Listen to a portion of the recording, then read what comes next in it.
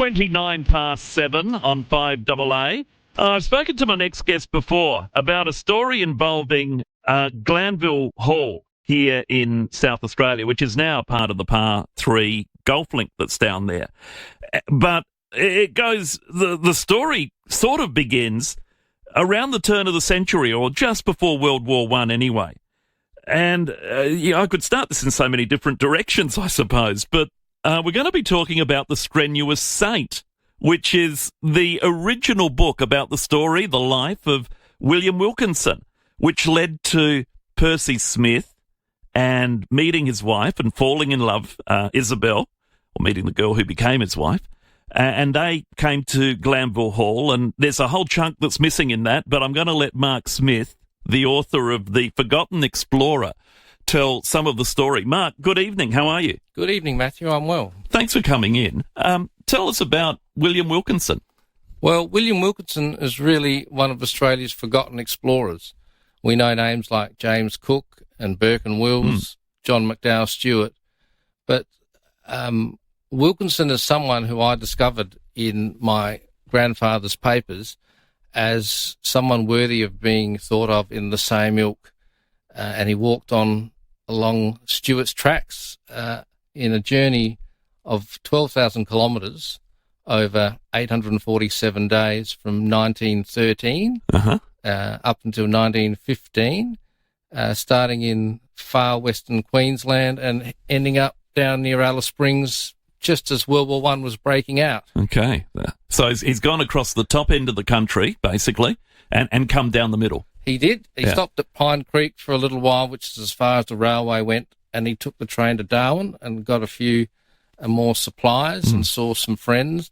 But the rest of the time he was in the saddle and with one or two Indigenous guides piloting him, and he couldn't have done it without them. I don't want to overlook the role they played. I kind of think they're like the Sherpas that got Edmund Hillary to the top of Mount Everest. They don't get there without the local knowledge and the help, not just where to go and how to navigate the harsh climates and the desert, but where to find food and where to take safe shelter. Okay. Your grandfather's papers you mentioned are very important to this story, and I want to not forget that link, but I don't want to leave William Wilkinson either. So he's made it to the middle of Australia, and I mean, there's so much. The blurb talks about opium, executions, theft, not to mention the horses dying from snake bite, and a whole heap of other things. Yeah, one of the horses was lost when it was drinking in the river, and a croc took it.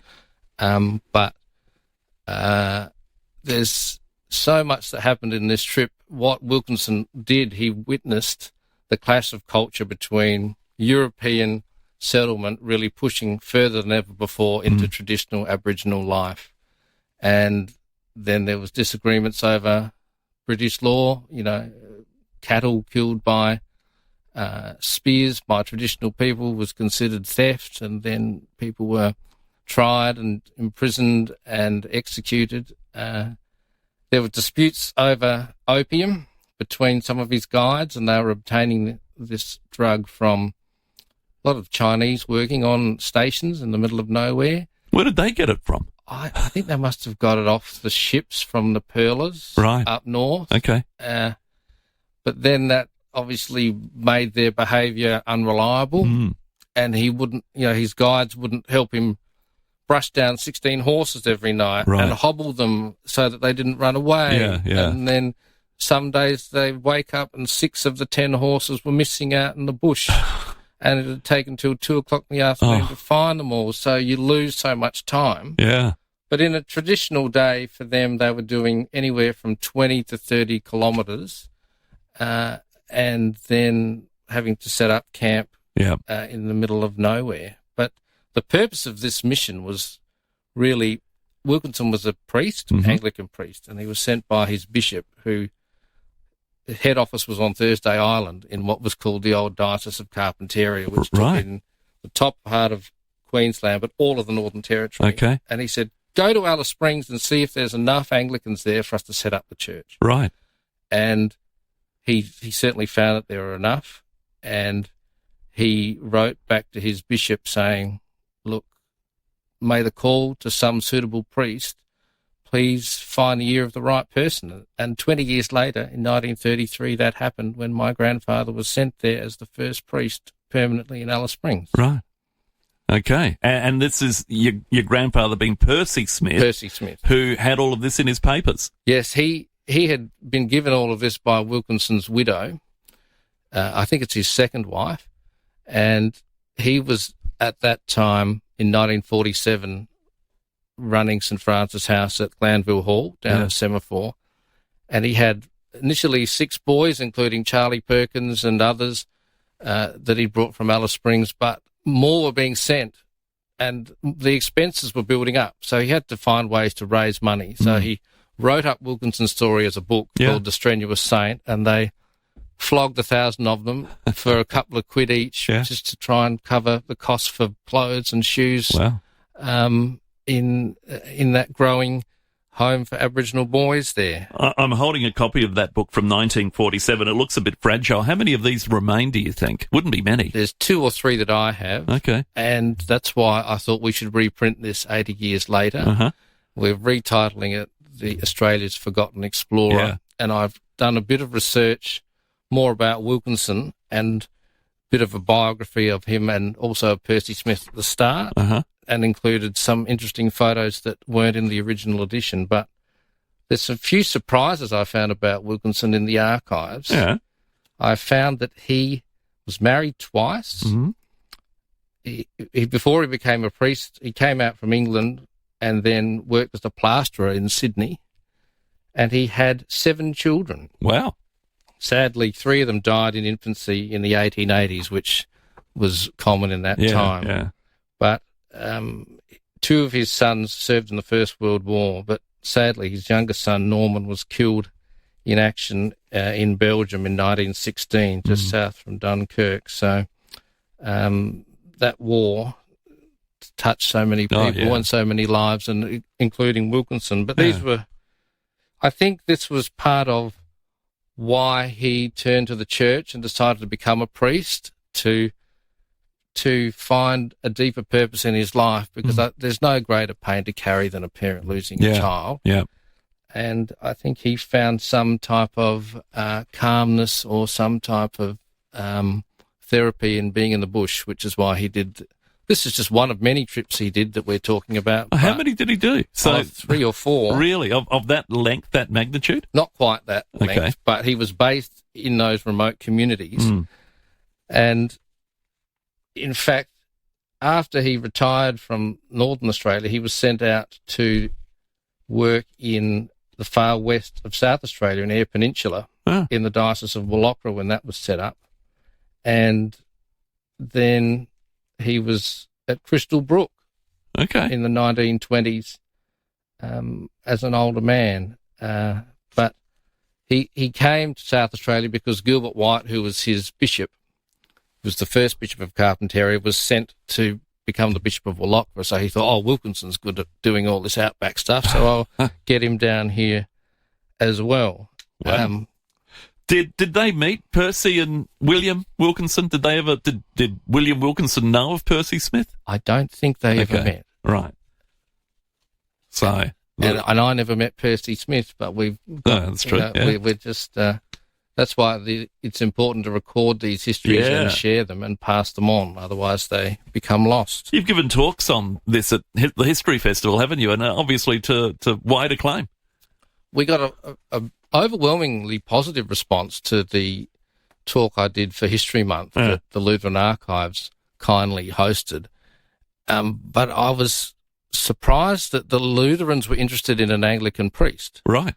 And it was really because of Wilkinson's visit to Hermannsburg and the Fink River Mission that he did on this trip, because you've got to realise he did this in 1914, just as World War I was breaking out and anti-German sentiment was at its peak, and people were really shunning the Strelos, Karl Strelo and Frieda, who were running the mission, because, they spoke German everywhere. Yeah. And so there was internment going on, and I think the Attorney General was arrested here because he was German, so the Lutheran Archives were interested in what went on in this meeting, and the letters reveal that there was talk that the government was going to get the Anglicans to take over the Lutheran missions.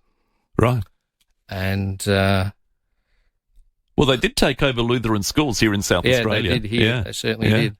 But the kind of the rather humorous thing about this sensitive discussion was that Wilkinson was deaf as a post, and he had this brass ear horn, and they were screaming into this ear horn to talk to him about what might happen. And of course, 5 of their children were back in Germany for schooling, so they were probably in the heat of war. Yeah. So there's a lot of anxiety about their own children. So interesting times. What an interesting time. That is amazing. Had Wilkinson any bush experience before his first trip? I mean, he had to, you think today you go on a trip to the outback or off the beaten track, you get a flat tyre, you know how to change it. I mean, these days, horses in his day. So he's had to learn, presumably somewhere, or maybe it was the way we know today how to change a flat tyre. You had to shod a horse or shoe a horse. Yeah, well, he was a blacksmith. He shoed his own horses. As by trade originally? I think he taught himself. Okay. And he boasts in the book that in one day he changed the shoes of 6 horses. Okay. So that's a lot. That's 24, yeah. But one of them actually kicked him on one occasion and injured him and nearly broke his thumb.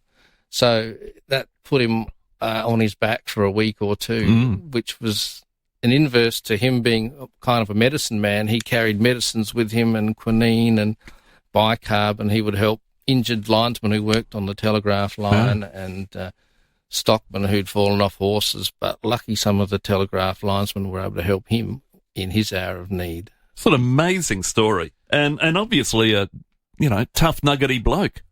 Yeah, he's a tough Englishman who came out to a foreign land and learnt the ways of the bush and the ways of Aboriginal people.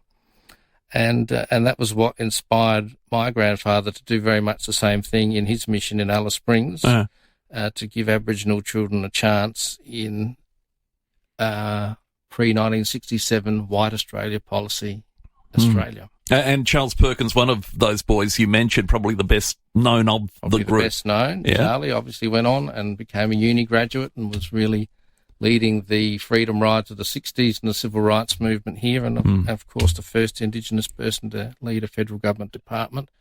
And John Moriarty, who's still alive, who's first South Australian uni graduate Aboriginal at Flinders.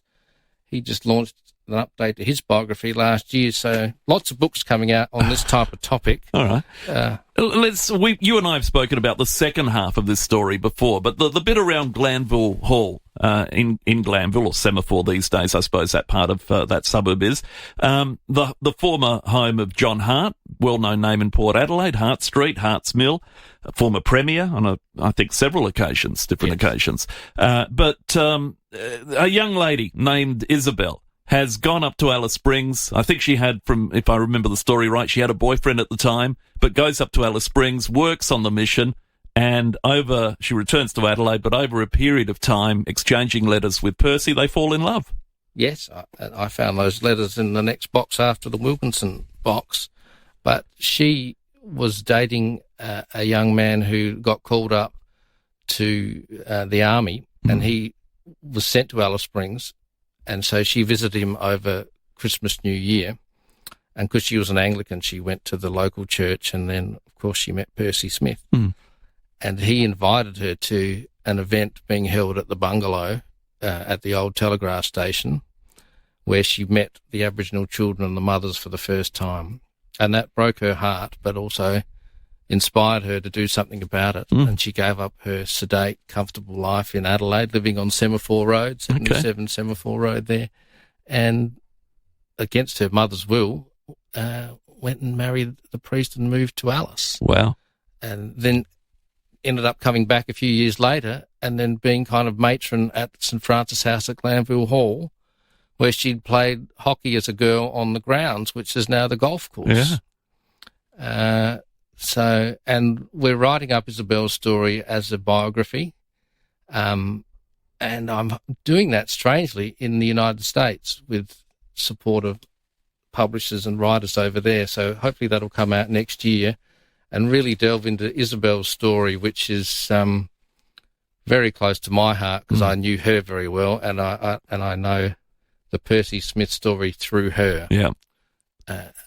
What was the attraction with Glanville Hall? Why did they end up there? I mean, was it a hospital at the time? Was it originally John Hart's home, obviously, entertained royalty there as well? He had one of Queen Victoria's sons there in the 19th century, but it was derelict in the 1940s. Okay. And she was actually travelling on the tram with Percy, and they'd initially had a home at Kensington for the first 6 boys, but they'd just got a few more and they needed more space. Yeah. And they were visiting her mother and saw the turreted tower that we all know. And Percy said, "What's that?" Because he's a Queenslander, he didn't really know Adelaide. Yeah. And she explained to him what it was. And so he found out who owned it, and they had to get £4,000 to buy it in about 1946. Probably a lot of money, right? A lot of money. Yeah. And then that was when the year my father was born. Right. And he was born at the home. Oh, wow. Which should be 80 years ago this year. Gee. So... and so then that became a home for children from Alice Springs. From Alice Springs, Central Australia. After the initial experiment had gone well, the bishop said, well, let's send more children here. And I was just writing something in Isabel's book this week about when David Uniapon came in the late 1940s. He was there as well, was he? Well, he visited. Okay. Because he was a preacher and an Aboriginal leader at the time. There weren't many Aboriginal leaders around in the 1940s. Of course, you know him from the $50 note. Yeah. And there's an exhibition about him that people can go and see at the moment, which is why it surprised me that he was there. But that's the type of people who were attracted to look at the type of work that Percy and Isabel were doing, because no one else was doing this. The government policy was not to have a policy, and it really fell to the Christian churches to try and do something. Otherwise, these children would have ended up working basically for nothing on cattle stations, or the girls would have ended up as domestics. Yeah. And you look at the record of achievement among the boys at the home, with 7 of them getting awarded Order of Australia, premiership players for the Port Adelaide Football Club. Soccer stars too. Soccer stars playing in England. Yeah. And the opportunity to travel to England showed these young guys just how bad the discrimination was back here, when they could go out and have a meal at night and they could travel around without permission. And that really was the start of them building their own advocacy to improve things for Aboriginal people, which continues today as a legacy through their own children. And it's more important probably than ever for people to understand this, because Aboriginal affairs is probably at one of its lowest points right now. With William Wilkinson, does any of those children, through their children and grandchildren, survived? Are there descendants? I don't know any of the Wilkinson family, I'm afraid, and I'm wondering if they do exist in Brisbane somewhere. Yeah. So maybe doing media like this might get the word out and getting the book out, because it's more than a South Australian book, this. It's a bit more of a Central Australian, Northern Territory, Queensland book, but with a South Australian link. I reckon it's a great Australian story, frankly. Forgotten explorer, like you say. Yeah, and hopefully that gets it out there in a way that we can discover more about Wilkinson. Yeah. Mind you, he does look fire and brimstone, doesn't he? This photo of him in the book, The Strenuous Saint, he looks stern as. Yeah, very serious. Yes. I think he was very serious about his work. Yeah. Very tight-lipped and staring straight down the camera, not a smile. But an amazing man, clearly, to have trekked the way he did around Australia. He took photos too, didn't he? And they're in the book. They're in the original book. You've got more, you said, that you're including in the new book coming out. Yeah, I think that was one of the important things he did, was to take the camera with him and have that record of colonial Australian life as it was and never will be again. Yeah. And that really supplements the words that my grandfather wrote. And it's got some culturally interesting and perhaps anthropologically interesting stuff there about traditional Aboriginal life. Yeah. And the way that it was interacting with European settlement. And it was really changing at that stage, wasn't it? I mean, these remote areas where probably before Wilkinson even, many people living there, many Aboriginal people would never have seen a white man It No. would have been the first they'd encountered in some parts. In some parts of the book, my grandfather said, this is the place where a white woman has never been. Yeah, right. Even when, although a white woman had been, they talked about visiting Elsie Station. Okay. From, remember the film We the Never Never? Yeah, With John Jarrett? Yes, years ago.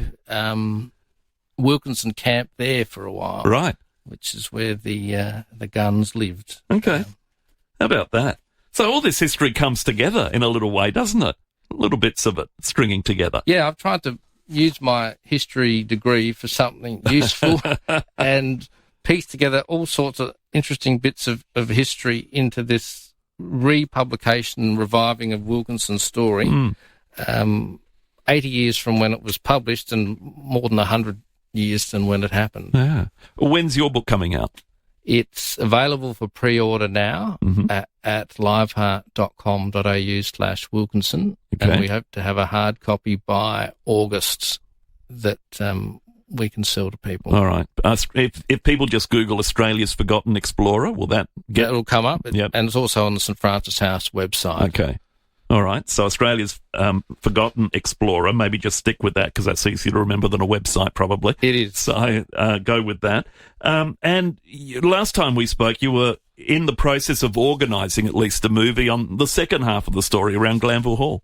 Well, we do have a very nice screenplay and we do have a Hollywood director in Mark Webber keen to do it.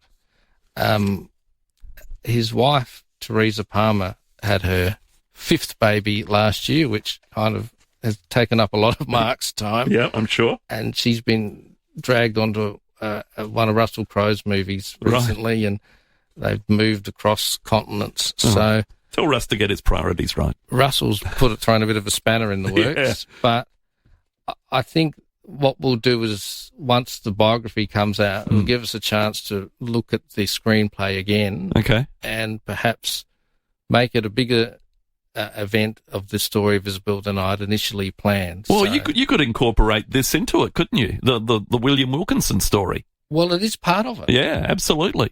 I mean, he inadvertently led to your grandparents' meeting.